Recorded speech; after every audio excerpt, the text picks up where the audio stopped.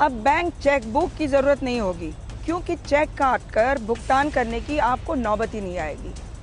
नहीं जरूरी होगी बैंक की पासबुक कि आपको पैसे का हिसाब किताब रखने में सुविधा होगी, वैसी नौबत ही नहीं आएगी। अगर मैं आपको कहूं कि अब बैंक ही नहीं रहेंगे जिसको आप बैंक समझते हैं, तो आपको हैरानी होगी, डर भी लगेगा।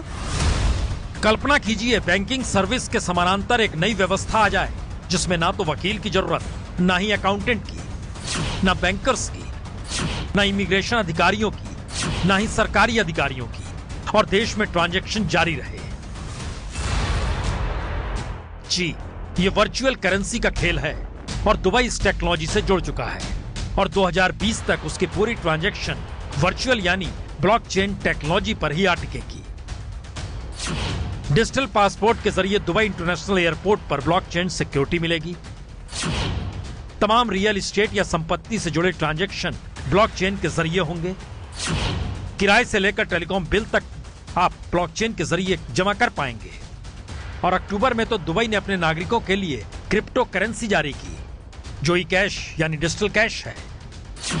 क्रिप्टो करेंसी का मतलब है ट्रांजैक्शन के लिए कोई मिडिलमैन नहीं चाहिए। माइक्रोसॉफ्ट, आईबीएस, सिस्को और क्रिप्टो सरीखे 46 कंपनियां ब्लॉकचेन टेक्नोलॉजी से जुड़ चुकी हैं। और अब असल सवाल है कि आखिर इसकी जरूरत दुबई को ही क्यों पड़ी, और क्या भारत भी आने वाले वक्त में इसी रास्ते पर जाने की तैयारी कर रहा है। दुबई का कहना है उसने तकरीबन 1 करोड़ दस्तावेजों को ब्लॉकचेन टेक्नोलॉजी में डाल दिया है, जिससे दुबई ने 2.5 करोड़ लोगों के काम के घंटे बचा लिए और $1.5 मिलियन टैक्स भी बचा लिया। और दुबई के डायरेक्टर जनरल डॉक्टर आयशा बिन बिशर के मुताबिक उनका मिशन है दुबई दुनिया में सबसे अलग हो, एक लिहाज से हैप्पीएस्ट सिटी ऑफ अर्थ हो, जहां कोई कागजी काम ना हो तो फिर फ्रॉड भी ना हो। और दुबई का टारगेट 2020 का है, और भारत भी क्या 2020 तक इस दिशा में बड़े पैमाने पर बढ़ना चाहता है। ब्लॉकचेन का मतलब साफ है, ना ही रहेगी बैंक, ना ही रहेंगे बैंकर, ना ही रहेंगे मिडलमैन जो आपको ट्रांजैक्शन में मदद करते हैं।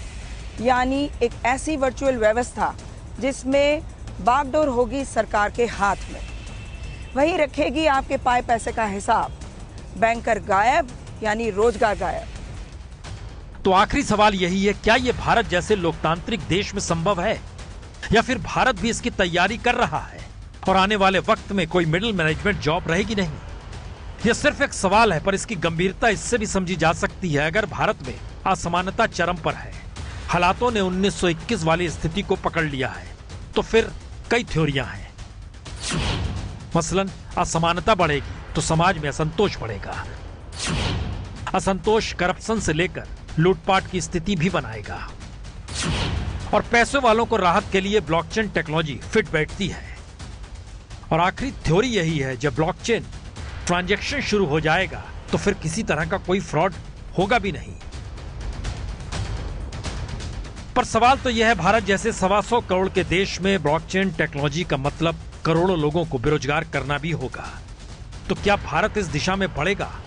हो सकता है, क्योंकि जिस रास्ते मोदी सरकार निकली है उसमें हर पैसे पर निगाह सरकार रखना चाहती है, डिजिटल भारत बनाना चाहती है, फ्रॉड से भारत परेशान है।